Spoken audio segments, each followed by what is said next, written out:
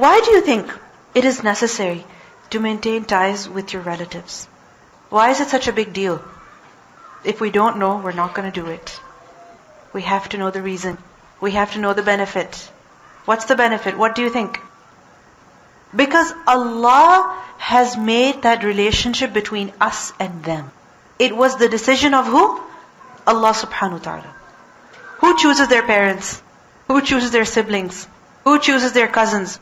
Who chooses their aunts and uncles? Nobody does that. Who makes this decision for us? Allah subhanahu wa ta'ala alone. And we have no choice with regards to it.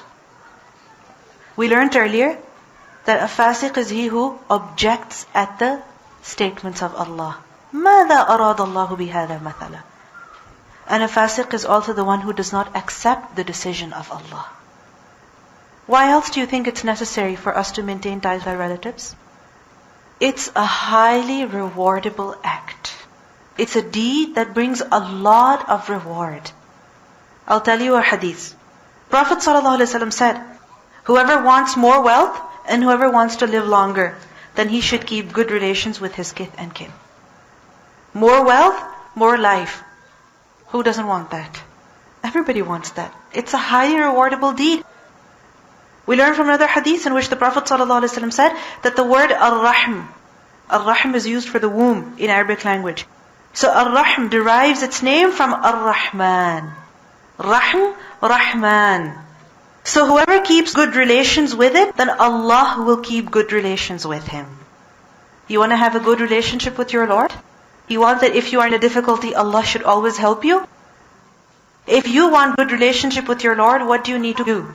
Keep good relationship with who? Your relatives.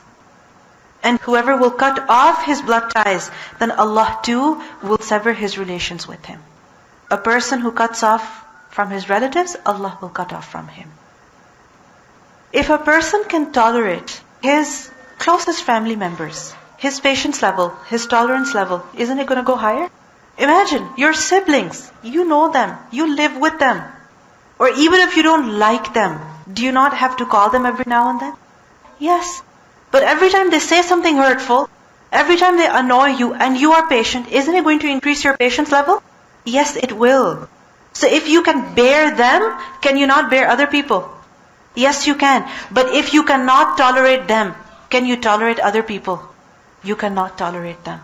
And if you cannot tolerate your family members, you cannot tolerate the people in this world, then what would this lead to? People harming other people all the time. And this is exactly what's going on. People don't have any respect for humanity. People don't have any respect for human beings. That it leads to many, many wrong things. That cutting off ties with your relatives may lead to many other problems as well, many other sins as well. Like for example, if a person cuts off ties with his brother, he's not going to talk to him. Is he going to talk bad about him? Yes. It's going to lead to ghibah. Perhaps it's going to lead to accusing them of something that they never committed because you have to make them seem very evil. So many times people have come up with their own stories and it's all false. Isn't it? It leads to lying. For example, children are told, no, you don't have any uncles or aunts, whereas in reality they do. Isn't that a big lie? Isn't that depriving children of who their relatives are? Yes. So it leads to many other sins. So we see that maintaining ties with relatives is important because A, it keeps us human. B, it makes us more tolerant. C, it's a source of great reward. D, it leads to many good deeds. This is why it's essential that we must maintain ties with our relatives. We must not cut off from them. We must have a big heart. If you think about it, there's no family that can claim we have no family problems. Every person, or at least every family, has some problem. Like for example, 2 cousins got married. They got divorced. And now the whole family is cut off. What are some of the reasons why people cut off ties with their relatives? Okay, they had a family business. They wanted the son to work with them. He decides not to work with them. Instead he wants to do something else, and that's it, he's cut off. He's told you will not get any inheritance. You will not get anything from this business. You have no share in it. Cut off. Just because he made an independent decision, which he has a right to do. Okay, distribution of inheritance or wealth amongst the children, which causes them to cut off from one another. Unfair distribution. Yes, for example, A man decides he's going to marry a particular woman, and the parents say, if you marry her, you don't know us.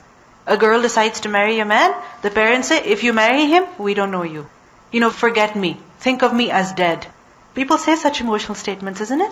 But these are very big statements that can have great consequences. The Prophet ﷺ said, لا يدخل الجنة قاطع. لا يدخل الجنة قاطع. This is something very, very serious. So, the fasiqeen are who? Those who cut off ties with their relatives. الذين ينقضون عهد الله من بعد ميثاقه ويقطعون ما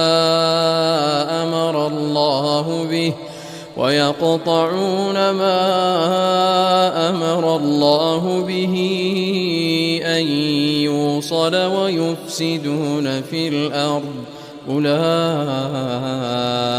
هم الخاسرون.